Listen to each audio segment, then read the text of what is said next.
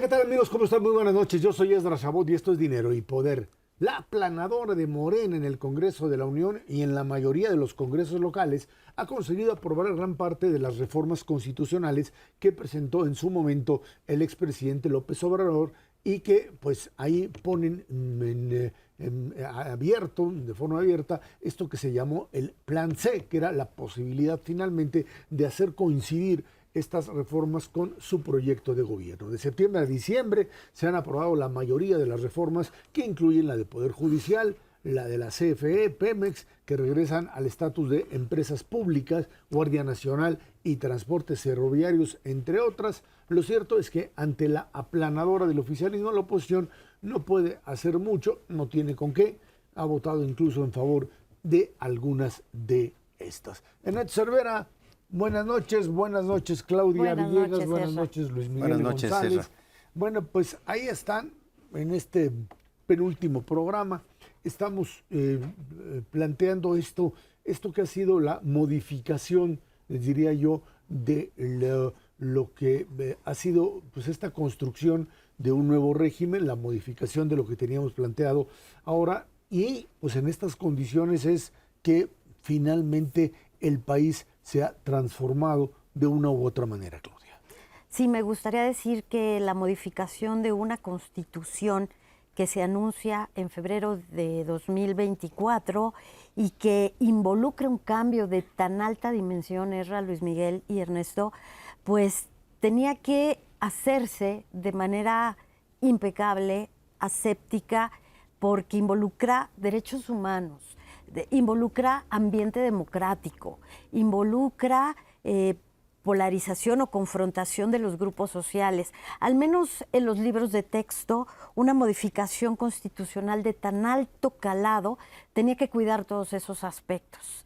No podemos negarnos que no se hizo así, que se hizo muy rápido, que se hizo a veces también apelando a este ambiente de confrontación y que también hablamos de contrarreformas, que también en los libros de texto de teoría democrática nos hablan, Esra, que una contrarreforma debe también tratar de hacer una remediación social. Por eso cuando decimos en la presentación del tema que la oposición ha tenido poco que hacer, me parece que ahora la oposición y también el partido en el poder, también el partido Morena, tienen un gran trabajo delante, tienen la necesidad de remediar esto socialmente porque una reforma pues cambia al país y hay que cuidarla después de lo que viene. Coincido con Claudia.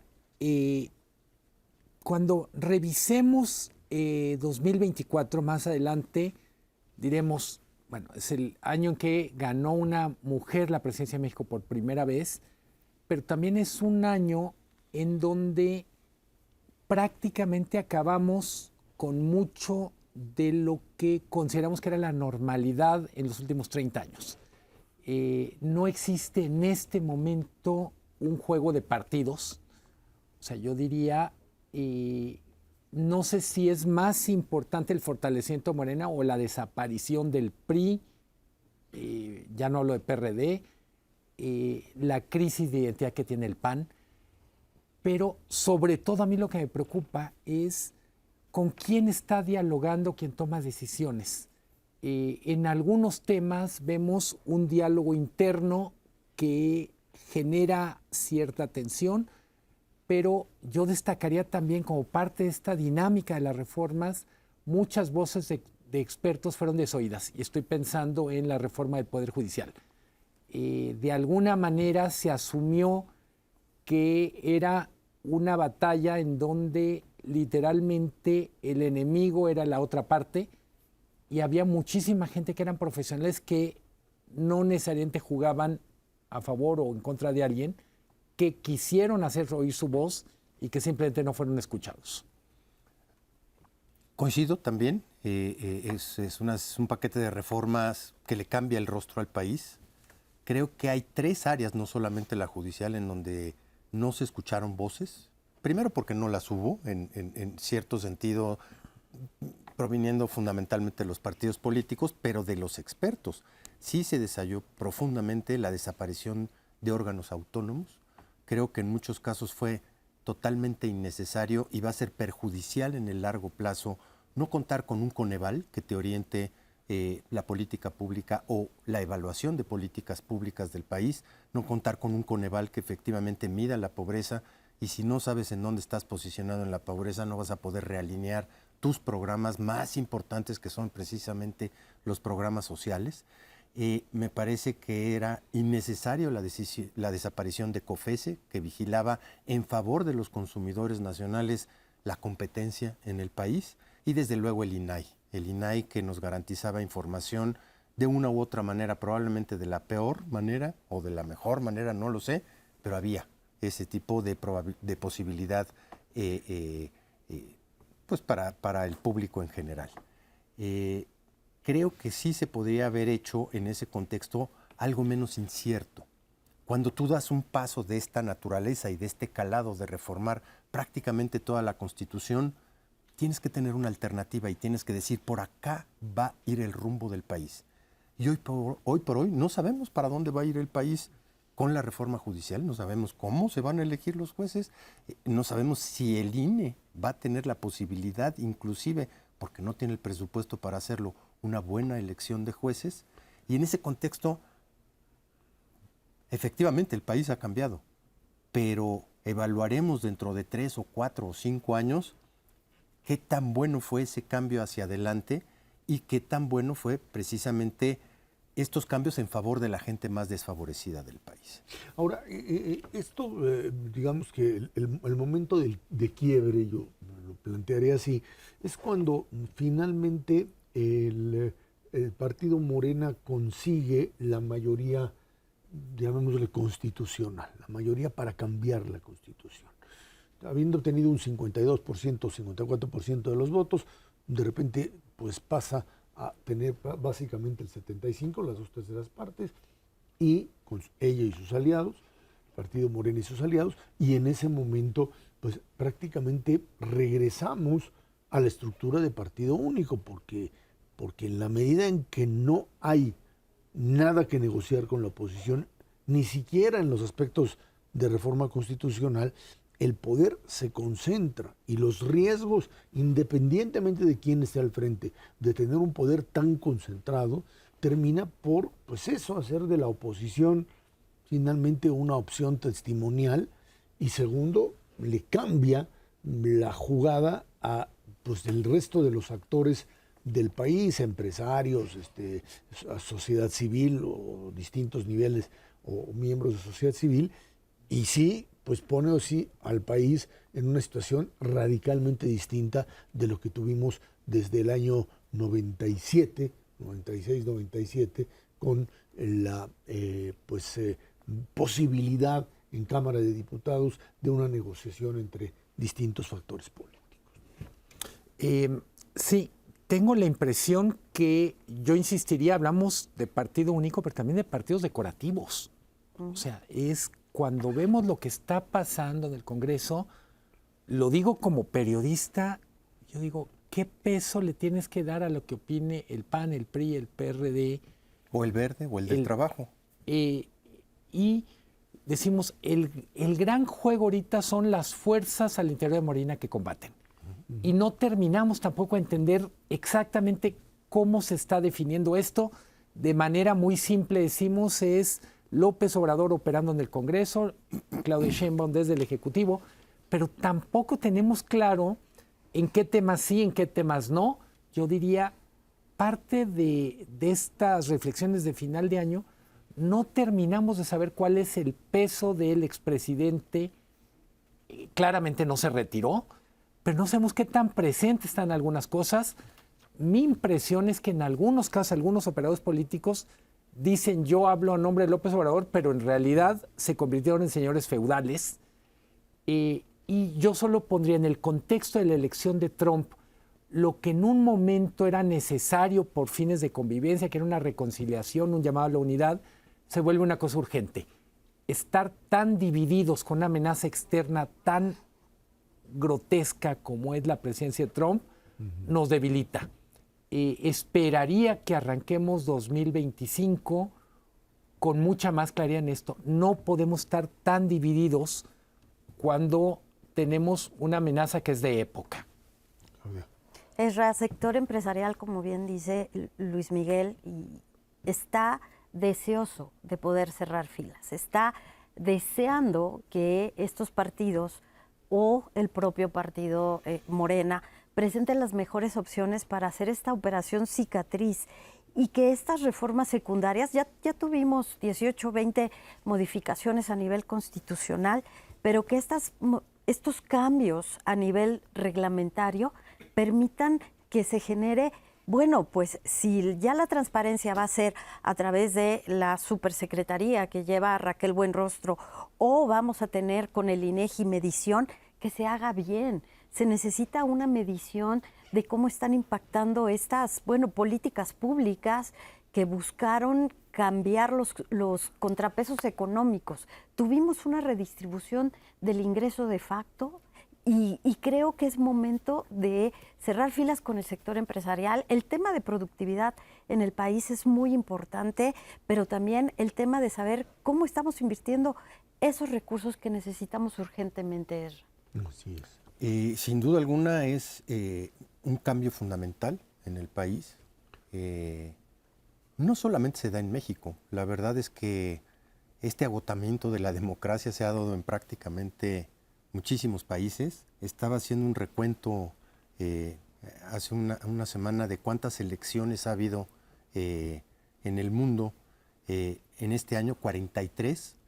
La mayor parte de ellas se alejaron de los sistemas democráticos. Entramos no quisiera decir regímenes totalitaristas, pero en donde la gente le está entregando a una figura de izquierda o de derecha prácticamente todo el poder. La más evidente es la que nos toca aquí directamente, todo, o sea, es arrasar con la Cámara de Diputados, de senadores, ahora con el Poder Judicial y desde luego también con el control presidencial. Pero sucede exactamente lo mismo en Estados Unidos. En Estados Unidos Donald Trump tiene la Cámara de Representantes, la Cámara de Senadores, la Suprema Corte de Justicia, literalmente todo. Lo que no está claro es que si estos nuevos sistemas van a llevar a un estadio en donde la gente esté más contenta. Claramente no estaba contenta con el sistema democrático, claramente estaba, en el caso de México, harta de corrupción, de inseguridad, de mala distribución del ingreso. La gente estaba harta de un desarrollo territorial totalmente bipolar en nuestro país y no sé qué tanto lo que hemos visto en estos últimos 6 años componga todo, ¿o no? Yo discreparía en una sola cosa con Ernesto. Lo que está pasando en Estados Unidos no es lo que está pasando en México, por una razón. Tiene una sociedad civil mucho más fuerte. Yo recuerdo la primera presidencia de Trump, la primera voz, la primera línea de defensa de la democracia y una serie de valores en los que uno cree estuvieron los medios de comunicación. Fueron medios súper valientes que en algunos casos, pienso en Saturday Night Live, usaron el humor, en otros periodismo de investigación. México no tiene estos recursos desde la sociedad civil para dialogar con un poder tan centralizado. Entonces yo diría, es verdad que en el mundo entró en crisis la idea de democracia liberal que conocimos a partir de los 90s, pero la crisis en cada país se vive a partir de su historia y de sus recursos. Y yo digo, en ese tema somos vulnerables, somos inmunodeficientes. O sea, es una sociedad que en algunos casos a mí me sorprendió lo poco que valoró en términos de discusión, de movilizaciones, la desaparición de organismos como el de transparencia. Es decir, literalmente les valió gorro a la mayoría. Y hay que asumirlo, que era parte de nuestra, yo diría, de nuestra infancia política.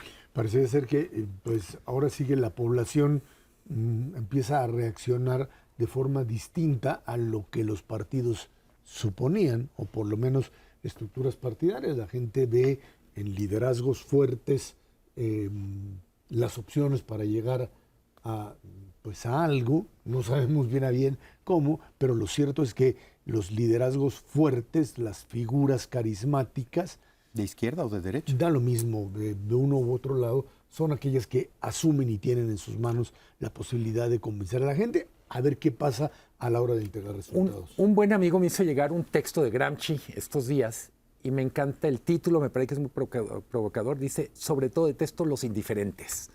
Pero y me parece que viene al caso. Muy, muy al caso, pero la oposición, Ernesto, Luis Miguel y Ezra, perdió esa oportunidad en las intermedias.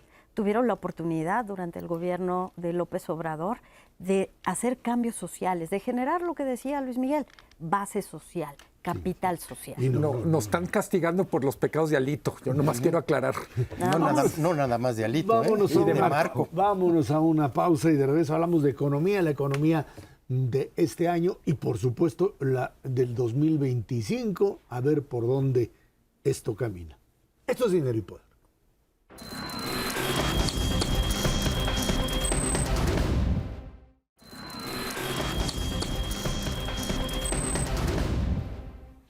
La Secretaría de Hacienda y Crédito Público estima que en 2025 la economía nacional crecerá entre un 2 y un 3%. Su pronóstico es demasiado optimista, dicen, frente a otros organismos. Banco Mundial dice 1.5%, Fondo Monetario Internacional 1.3%, la OCDE y Banco de México 1.2%, y BBVA y Citibanamex, bueno, ya no es Citibanamex, pero es Banamex 1%. Se van a enojar. Se van a enojar, ya ni modo. Hacienda propone un ajuste al gasto público que pasaría de 9.22 billones de pesos de los nuestros en 2024 a 9.3 billones en 2025. Dice la autoridad hacendaria una reducción del 3.3% en términos reales, descontando inflación, Ernesto. Mira, más allá de las discrepancias en los pronósticos, cada quien tiene su manera de pronosticar. Normalmente el que más le falla son los organismos financieros internacionales, el Fondo Monetario, la OCDE, el Banco Mundial. El problema es que sobre un supuesto de crecimiento del país dependen muchísimas cosas. Depende la evolución de los ingresos, fundamentalmente cómo va a evolucionar el ISR y el IVA. Y si le fallas al crecimiento y es realmente muchísimo más bajo en un contexto complicado a nivel internacional, se te desploma también tu pronóstico de crecimiento de los ingresos.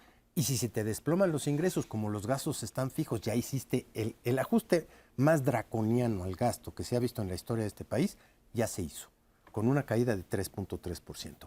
En el margen, ajustar adicionalmente el gasto va a ser prácticamente imposible. Si se te caen los ingresos y el gasto no lo puedes ajustar, lo que te crece es el endeudamiento público a través de un déficit mayor. Y como puedes ver, se te va armando una cadenita de problemas alrededor, pues, de un supuesto fundamental como puede ser esta parte de los ingresos públicos. ¿Cómo le hacían antes otros secretarios de Hacienda? Tenían colchones escondidos de ingresos públicos, básicamente en Pemex, básicamente en reservas internacionales.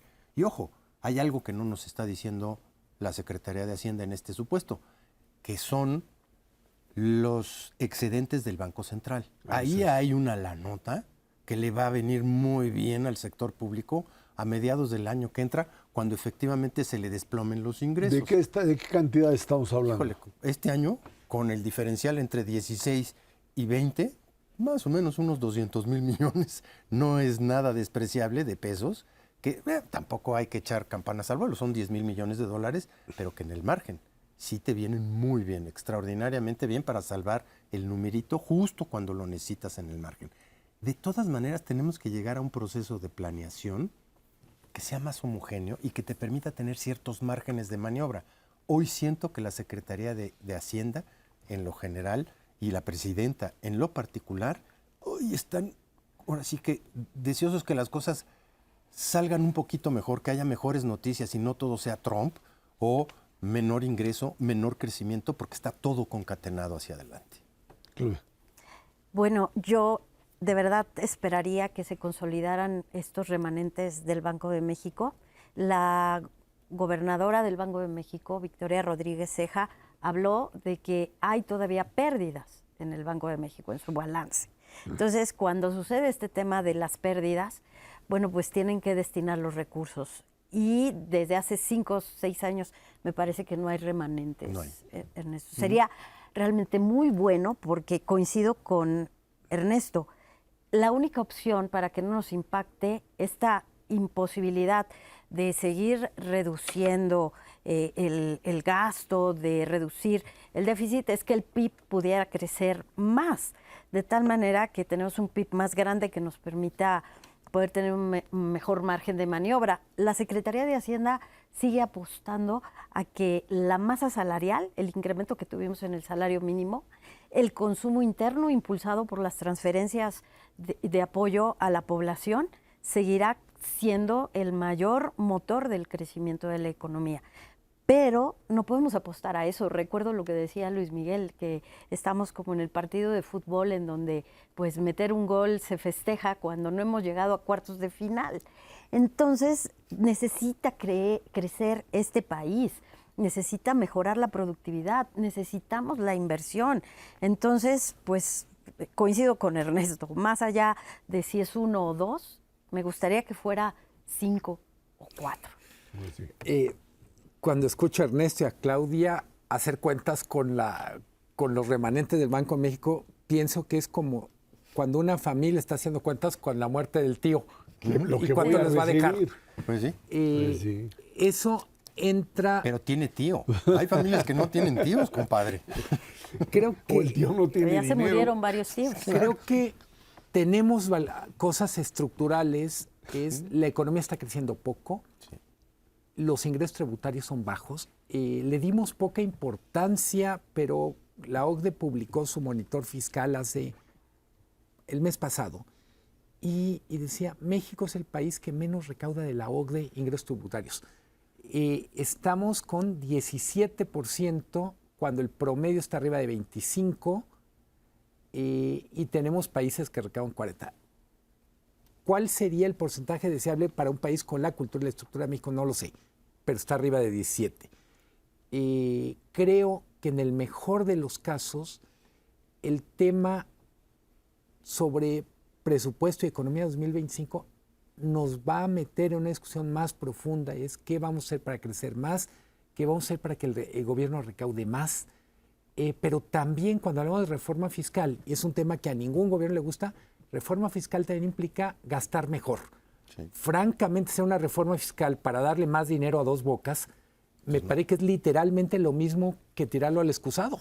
Sí. O sea, no es sensato decir el gobierno necesita dinero para hacer más refinerías, necesita dinero para ver qué otra cosa les ocurre. O sea, de verdad, nuestro crecimiento a largo plazo es mediocre, entre otras cosas porque está más o menos al nivel en que crece la población. ¿Qué me preocupa de los supuestos de Hacienda de 2025? Es que se necesitan combinar varias buenas noticias para que funcione. Y alguna vez se lo escuché a la número 2 de los economistas del Fondo Monetario sobre por qué esta obsesión con los márgenes de maniobra fiscales de los gobiernos. Y su respuesta me parece que es muy clara. Dice, seguro va a haber choques o choques externos. Cisnes negros. El margen de maniobra es la capacidad que tendrás para afrontar eso. No puedes hacer un presupuesto diciendo al cabo no va a pasar nada, al cabo no va a haber un Otis, no va a haber una crisis de seguridad como la de Sinaloa. O sea, cada año ocurre algo extraordinario, de tal manera que ya tenemos que empezar a decir lo extraordinario es parte de la normalidad, aunque no sepamos de cuál cuarto de lo extraordinario va a venir. Ahora, esto nos lleva a la necesidad de una reforma fiscal. Pero el problema radica ahí en si esto es políticamente viable o no. No, te lo digo clarísimo. A ver, ¿cuándo vamos a poder recaudar más del 17% del PIB? Cuando no tengamos la mitad de la economía informal. Mientras no cambie eso, jamás vamos a pasar del 17%. Cuando solamente la mitad de la economía aporta al IVA y al ISR, y cuando tienes un boquete gigante a través de las aduanas por la vía del contrabando, que no aporta tampoco ningún tipo de recaudación fiscal, cuando tienes un predial que representa 1,5% del Producto Interno Bruto y debería de representar 3,5 o 4%, pues se te va conjuntando un cóctel terrible que tienes que cambiar clarísimamente, pero tienes que cambiar de estructura completamente en esta economía para poder aspirar a lo que otros países tienen, que es recaudaciones de países latinoamericanos como Brasil, como Colombia, como Argentina, que alcanzan 25 a 30% del Producto Interno Bruto, pero no tienen esa estructura perversa que venimos generando desde la primera crisis, macrocrisis que tuvimos en la crisis del 76. Desde entonces tenemos una economía formal que representaba 10 o 15% de la economía, hoy representa 50% de la economía y no sabemos qué hacer con ella. Políticamente cambiarlo, chale, está en chino. Pues la informalidad ha sido una válvula de escape a la falta de empleo bien remunerado. Claro. Y estamos frente a la disyuntiva, y hablábamos hace rato de productividad, de si los empresarios se deciden a invertir para hacer crecer sus empresas. Evidentemente, el gobierno les está proporcionando un mercado interno de consumo que para mí es inédito. Yo como reportera pues lo he reporteado mucho tiempo, que siempre hablábamos de los salarios bajos, no hay consumo interno, no hay posibilidad de que el trabajador promedio pueda tener una mayor adquisición de bienes duraderos. Eso lo está dando el gobierno. Claro. Los empresarios necesitan invertir. Está la disyuntiva también y la discusión de tener un régimen de 40 horas. Y eso inmediatamente, hasta por cálculos matemáticos, nos subiría la productividad. Luego tendría que venir el tema de si vamos a invertir en innovación. Hay 140 empresas cotizadas en el mercado de valores, cuando en Brasil y en otros países tenemos 5,000. Sí, nomás una aclaración, los salarios no los paga el gobierno. No nos los da el gobierno, el incremento al consumo por la vía de los salarios Lo paga el empresario. lo paga el empresario. Sí. El gobierno hace política pública y me parece que es otro tema del que eventualmente habrá que poner atención. Cuanto más rápido podemos ir en eso, la caída del empleo formal, que no es caída, es desplome, es un primer aviso en el tablero de cuántos de los supuestos sobre salarios, prestaciones, presión fiscal son sostenibles, no para el 2025, para los próximos años. Bueno, pues ahí está el tema. Vámonos a una pausa y de regreso vamos a platicar con ustedes sobre pues algo que es bastante complicado, la elección de jueces, magistrados y ministros que de una o de otra manera representan un enorme desafío para el propio Instituto Nacional Electoral, pero también, por supuesto, para la posibilidad de darle racionalidad a un fenómeno como esta sustitución, ahora sí que rápida, de toda una clase judicial, llamémosla así, frente a alguien o frente a candidatas que no sabemos bien a bien qué es lo que saben. Esto es Dinero y Poder.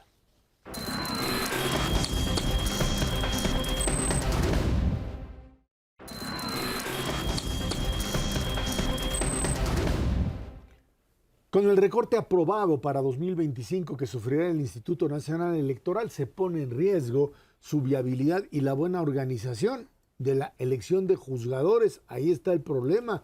El instituto tendrá que hacer ajustes y consideró inviable el éxito de los comicios judiciales. De acuerdo con lo aprobado, el INE tendría solamente 5,000 millones de pesos para llevar a cabo la elección, cuando su solicitud fue de 13,205 millones.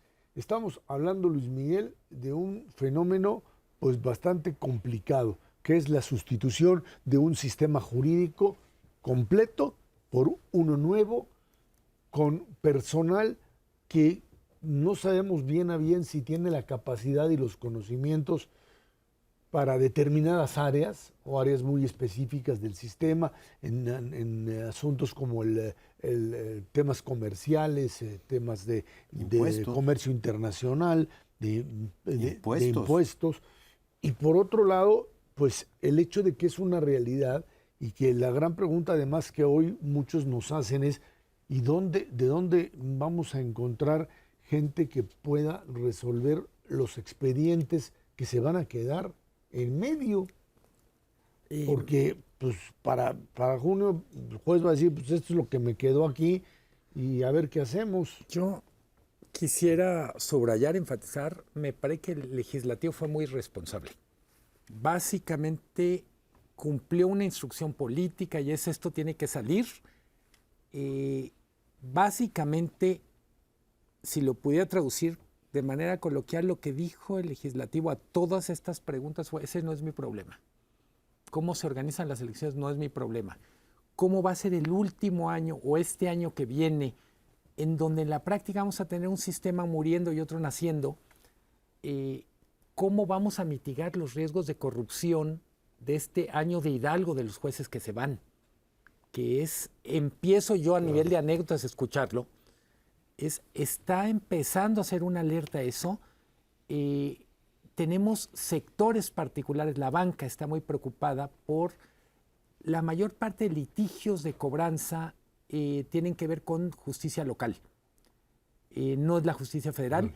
Estamos hablando con frecuencia, como si fuera lo mismo, los niveles de avance, si nos preocupa lo que pasa con justicia federal, que es lo que mejor funcionaba, espérense a que nos asomemos a lo que son las reformas a la justicia local, en donde muchas de las cosas que hemos criticado de las administraciones locales, de las dinámicas de poder local, se van a expresar en esta reforma. Yo insisto, se hizo muy rápido, muy a la carrera, y hablando o trayendo a la mesa lo que hablamos hace rato de perspectivas 2025, crecimiento, la incertidumbre sobre lo que va a pasar el Poder Judicial le va a costar a la economía, que va a tener que ir cargando con peso muerto. Hay dos cosas adicionales en las que no se tenía previsto absolutamente nada, y es cómo vas a impedir la participación del crimen organizado en esto. No hay una sola palabra escrita. Escuchamos exactamente lo mismo de la Cámara de Diputados y de Senadores. Ese no es mi problema. Una vez yo cambio el sistema, pero cómo se eligen los jueces y a quién van a poner de candidatos, háganle como quieran. Me preocupa muchísimo porque efectivamente hacia adelante sí vamos a tener un problema bastante serio en cómo se determinan precisamente estos jueces, cómo salen electos, y me temo que dada la poca capacidad que va a tener el INE, y me refiero fundamentalmente al poco dinero, no al capital humano, porque hay capital humano muy bueno en el INE, probado a través de muchísimas décadas y muchísimas elecciones, lo que vamos a tener es muy poca participación ciudadana. Es literalmente, va a ser un problemón. Y poquititos ciudadanos van a decidir todo el sistema judicial mexicano. Y poquititos ciudadanos en cada uno dispersos. ¿Hasta dónde uno pensaría que los partidos políticos, y fundamentalmente Morena y aliados, no le pueden meter la mano? Se supone que no puedes hacer propaganda. Entonces, ¿cómo vas a saber quiénes son? Luego, la votación pues, está bastante complicada porque tendrías que votar como por cuántos candidatos en cada boleta. Es algo que en algún momento, no sé si lo ves así, Claudia, pero podría atorarse por la imposibilidad material de llevar a cabo un proceso de esta naturaleza. Bueno, tienes razón, Ezra. En procesos de participación ciudadana, por ejemplo, comités vecinales, copacos, en donde se necesita la participación de la ciudadanía, tuvimos la presencia de participación política. Es decir, los partidos en la Ciudad de México nunca quisieron dejar solos a los copacos, siempre había ahí participación de los partidos políticos, y eso no permitía que fluyera esto de lo que hablábamos, el capital social. Y sí, tienes razón, Luis Miguel, la banca está muy preocupada, ha pedido ya platicar con los legisladores para saber si hay posibilidad de juzgados especiales para la banca, porque tienen más de 65,000, 70,000 juicios en donde tienen cartera emproblemada, cartera que tendrían ellos que reportar como una cartera en problemas o mandarlo a créditos perdidos. Entonces es ahí donde vemos que un proceso judicial que no se está cuidando, en donde además, coincido con Ernesto, el INE puede tener muy buena capacidad y muy buena experiencia, pero ya se les dio la salida de decir, me dieron la mitad, si no salió bien, pues no es mi culpa.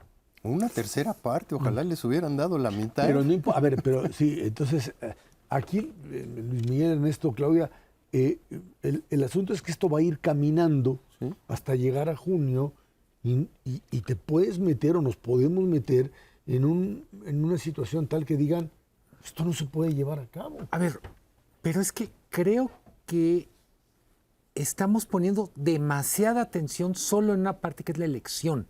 Sí. Yo quiero enfatizar la anomalía que va a ser el funcionamiento del Poder Judicial entre jueces que literalmente están haciendo maletas, que van a tener las cajas de cartón para retirarse, o en algunos casos van a estar haciendo campaña. O sea, lo que quiero decir es, no es la manera en que un juzgador tiene que trabajar. Decir, bueno, en 3 meses probablemente le vaya a hacer exactamente como lo hicieron los legisladores.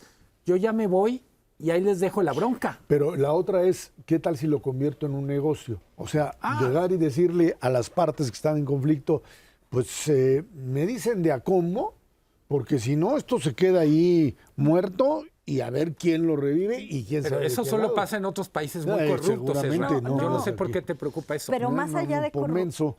Sí, dime. Sí, más allá de temas de corrupción, las grandes empresas ya están pensando en justicia alternativa, ya están pensando en los procesos de mediación, ya están pensando en cómo sales del Poder Judicial para resolver los temas que tengas a través de conciliación, que esas son áreas que tienen los grandes despachos para no caer en los juzgados.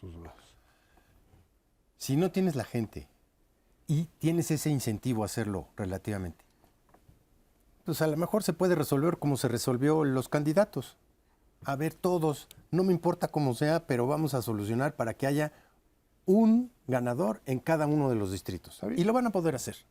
Pero yo estoy totalmente preocupado también, como dice Luis Miguel. A ver, ahorita ya tienen un rezago de 20,000 expedientes en promedio. Híjole, esos ya, yo creo que ya no se van a resolver, o qué va a pasar. Los nuevos no tienen el conocimiento para entrarle a temas de impuestos, a temas de hipotecas, a temas de fraude, a temas de competencia económica. Y los viejos no tienen ningún incentivo a resolverlo antes de que no sea precisamente algún tipo de retiro. A ver, y quiero por un momento tratar de imaginar a la presidenta Sheinbaum en esta situación. Tiene en primerísimo lugar de sus preocupaciones Donald Trump. Sí.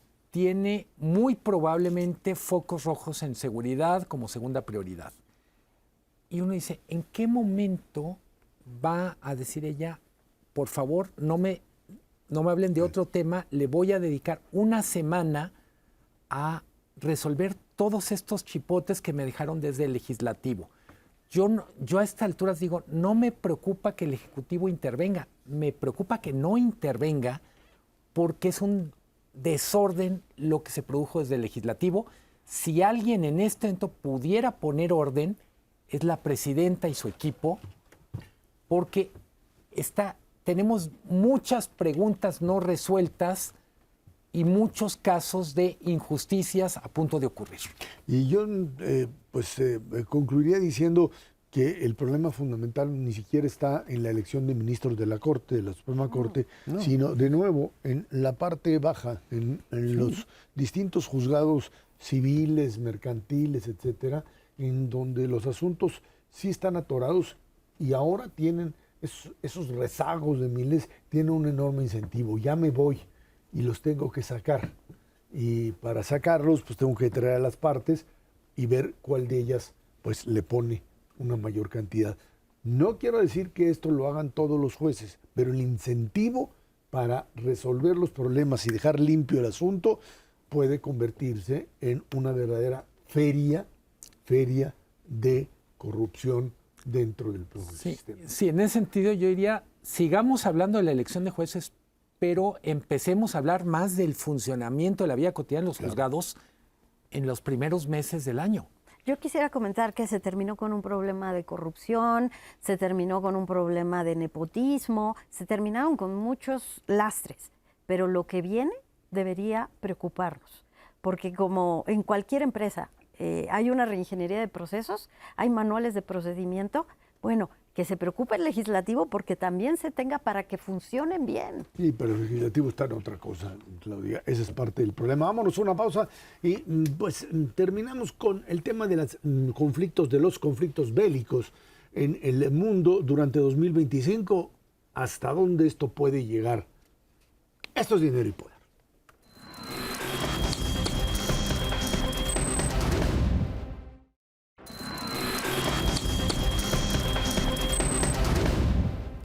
Bueno, pues el año 2025 se prevé complicado en materia política internacional para todo el mundo. Con la caída del régimen de Bashar al-Assad allá en Siria, la tensión en Medio Oriente crece y se esperan cambios significativos en todo el mundo. La guerra de Ucrania, la del Medio Oriente, Israel frente a los países árabes que siguen ahí pues tratando de dibujar una nueva realidad, y quizá lo más importante, el regreso de Donald Trump a la Casa Blanca, no pintan para un panorama fácil en la geopolítica internacional.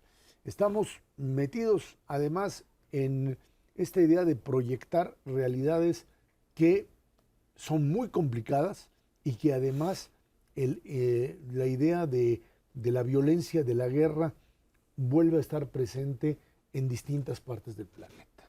Hemos visto cosas raras de fin de año, el asunto en Corea del Sur, cuando de repente pues, se le ocurre al presidente que un toque de queda. Un toque de queda en un país que no tenías por qué, y de repente, por supuesto, tienes que, pues en el momento en que se establece un cese del fuego entre Israel y Líbano, de repente los rebeldes ocupan Damasco y cambian la geopolítica de todo el mundo, y una Rusia que sigue metida ahí en Ucrania, y una Ucrania temerosa de que finalmente los Estados Unidos la abandonen cuando llegue Trump y les diga, ahí te arreglas con los rusos como puedas, porque a mí eso no me interesa. Creo que, Ernesto, estamos hablando de un escenario bastante complicado, que el 20 de enero, la toma de posición de Trump, pues nos hará ver hasta dónde se llegan, desde los aranceles a México hasta, por supuesto, el tema de Ucrania, que puede complicarse, ¿no? Y se puede complicar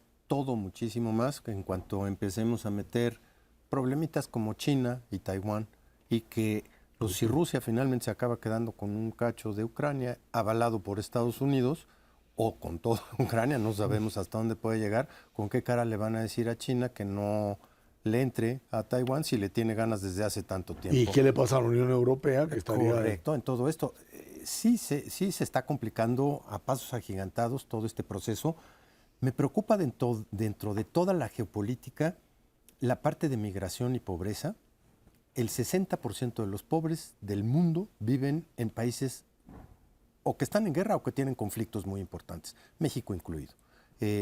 Hay más muertes en México que las que hay acumuladas en Ucrania desde el conflicto, pero de todas maneras esto se está desbordando a velocidad luz y pues cada vez nos quedamos más solos en términos de decir los organismos financieros, los organismos internacionales, la ONU ya no sirve para nada, no sirve para resolver esto. Y todo tiene que venir precisamente de sentarse a la mesa de discusión de gentes como los presidentes europeos que no toleran a Donald Trump, al menos eso dicen, y Donald Trump que se cree el dueño del mundo o que lo puede resolver en un momento dado como pues con una firma en Mar-a-Lago de lo que se le dé la gana. Se está complicando y lo que está ausente cada vez más es conocimiento y sensatez en este tipo de decisiones. No hay ninguna duda, si a eso le echas el coctelito de que la tecnología puede hacer hoy lo que no hacía hace en conflictos de hace solamente algunos años, y la inteligencia artificial pues vuela a velocidad luz. ¿Quién sabe qué tipo de guerra podamos ver en el 2025? Que empiece muy rápido y acabe muy rápido, desafortunadamente con muchísimas pérdidas para cualquier lado. Creo que para mí, y perdón si me miro al ombligo, pero es cómo eso va a afectar a México. Por supuesto. Y la verdad es que no sabemos, y pongo el caso, Rusia-Ucrania trajo más inflación. De un tipo de cambio a 25. Alguien que dijera, no hombre, si yo vivo en Toluca y a mí la verdad nada de lo que pasa en esa zona del mundo me interesa, porque lo más que tengo es un pariente que vive en Estados Unidos y me gusta ver el fútbol europeo, pero lo que quiero decir es, nada de lo que ocurre nos deja indiferentes. Claramente es inflación que nos llega, pero también no hay que perder de vista mucho de lo que va a ser la revisión, renegociación del TEMEC y las posibilidades de algunas inversiones en México van a estar subordinadas a una lógica geopolítica. Yo anticipo, no es que tenga una bola de cristal, que vamos a tener una revisión más estricta de las inversiones extranjeras en México y que algunos proyectos que están en marcha, que tengan capital chino, se va a volver muy complicado. ¿Por qué? Porque en buena medida es lo que está pasando en otros lados del mundo. A mí no me cae bien Milei, pero su entrada en escena implica un competidor fuerte para México para algunos proyectos.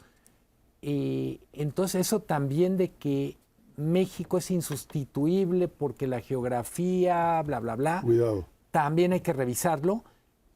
Hay muchos países que literalmente están dispuestos a dejar la piel por tener la posición que tiene México. Entonces yo diría, esta incertidumbre, literalmente este mareo geopolítico está produciendo un nuevo mundo.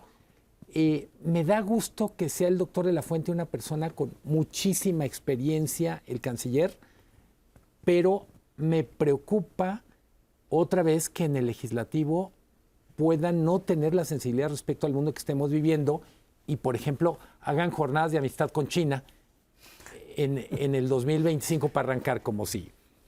Claro. El destino de México es Norteamérica, es Estados Unidos, y coincido contigo que hay que de alguna manera enfocar la estrategia, Luis Miguel, porque estar de alguna manera tentando todas estas amenazas geopolíticas me parece delicado. Sobre todo, Time nombra a Trump otra vez personaje del año, y hay que revisar por qué lo nombra, por liderar un regreso de proporciones históricas, por impulsar un realineamiento político único en la generación que estamos viviendo. Y para México también, ¿cómo nos afecta todo este ambiente bélico? ¿Cómo ya nos ha afectado? Bueno, cuando Estados Unidos se convierte de ser un importador neto de energía a un exportador de gas natural, de diésel, dejó un ratito en paz a México con estos reclamos en el marco de la oficina de la embajadora Tai, de tienes que comprar mi diésel barato, ecológico, aunque no sea más barato, tienes que hacer lo que yo te digo, porque se distrajo con Europa, porque había que suministrar a Europa el diésel y el gas natural. Entonces, lo que suceda con Ucrania, con Rusia, nos genera problemas. México, ahora tenemos a Ronald Johnson como embajador, que es un exfuncionario de la CIA, que viene del Salvador. Boina verde. Un boina verde. Del sombrero tejano a la boina verde, nomás para que. Nada más para aumentar ahí la tensión. Y entonces, sabemos entonces que en la agenda de Trump, América Latina, que está acechada por China, es también prioridad y habría que revisar. Complicado se va a poner. Y en medio de esto, o sea, una cosa son las guerras, y otras las guerras de posiciones geográficas. Yo ya no creo que se tenga la posibilidad de mantener una América del Norte como tal, un bloque como tal. Nos conviene estar ahí, pero no sé si Estados Unidos está en esa tónica. A lo mejor es nada más Make America Great Again y ellos solitos y punto y se acabó. Vamos a ver a dónde nos alineamos. A ver si pueden. Y la guerra tecnológica, esa va a ser la gran lucha en el 2025. Echar para atrás modelos de integración económica creo que es mucho más complicado, pero de que lo pueden destruir, Eso me queda Estamos viendo tiempos en donde nada de lo que digamos esto no había ocurrido, por tanto no va a ocurrir, nos sirve. Un amigo muy sabio me dijo una vez que las brujas no existen. Pero de que las hay, las hay. Eso sí, nos queda claro. Bueno, este es el penúltimo programa de Dinero y Poder y vuelvo a agradecer. No se pierda el último, el 26 de diciembre, ahí estaremos pues dando la despedida. Por lo pronto le agradezco a Ernesto, a Luis Miguel, Claudia Villegas, muchísimas gracias. Un honor. Gracias. Y bueno, pues aquí estaremos. Esperamos todavía el 26 de diciembre para platicar con usted. Quédese aquí en el 11, Dinero y Poder. Muchas gracias y muy buenas noches.